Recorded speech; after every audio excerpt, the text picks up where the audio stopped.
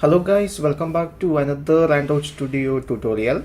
From this video onwards, we are going to learn about what are the APIs are available for storage in Android framework. So in this video, we are going to learn about shared preferences API.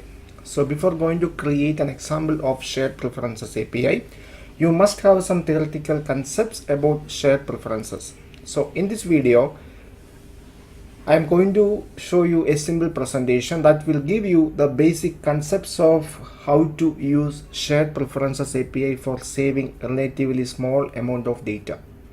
So now we can start the presentation. You can use the framework shared preferences API for saving a relatively small type of data. For example, you can save app settings such as user login status, notification status, user preferences, etc. Shared preferences API save the data in the form of key value pair. Shared preferences API provides simple methods for read and write data. Each shared preferences file is managed by the Android framework and can be private or shared. So now we can learn about how to use shared preferences API in your Android application.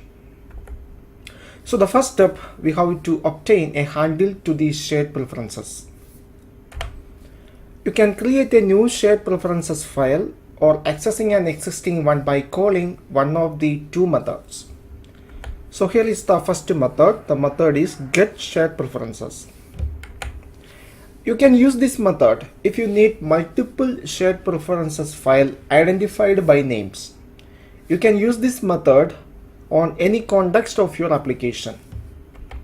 So here is a simple example.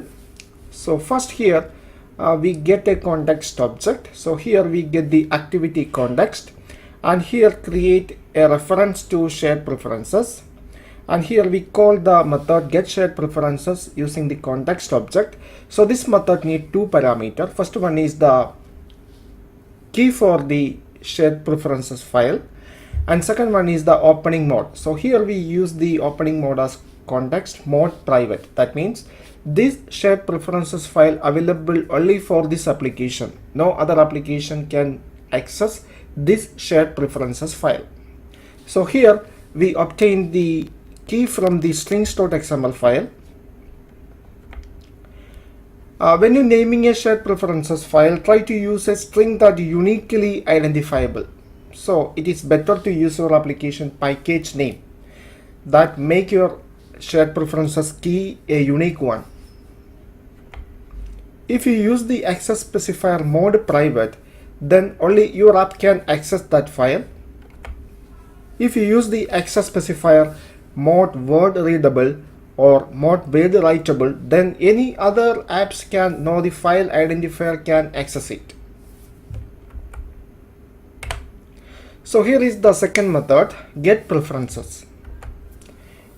Every activity have a default shared preferences file associated with it. You can use get preferences method for accessing the shared preferences file associated with an activity context. The default shared preferences file associated with an activity does not need a file name. Here is an example. So here we access a shared preferences available with an activity. So first create an object of shared preferences. So by using the context, we call the method get preferences. So here there is no need to specify the file name. Instead, here there is only one parameter, that is the opening mode. So now we can learn about how to write to shared preferences.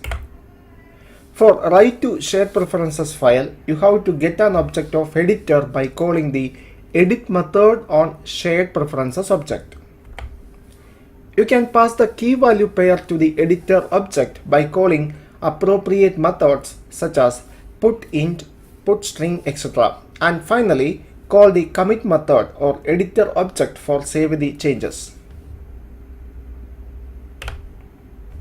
Here is an example.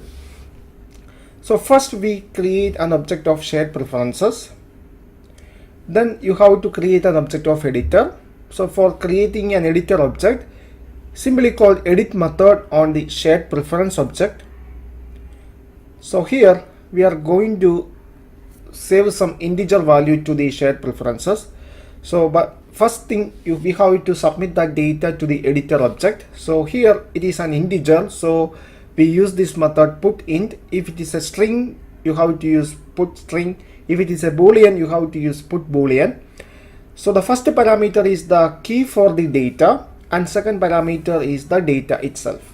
And finally you have to call the commit method for save the changes. So now we can learn about how to read from shared preferences. For read data from shared preferences, you have to call the method such as getInt and getString on shared preferences object. This method need two parameters: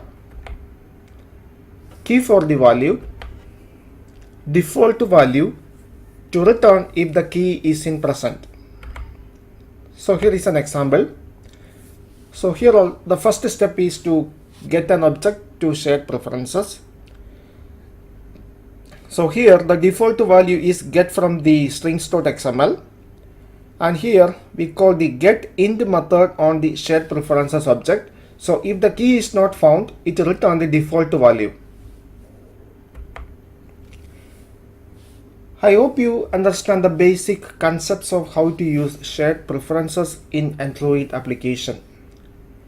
For getting more Android tutorial updates, please subscribe this channel now. Thank you for watching. See you in the next episode.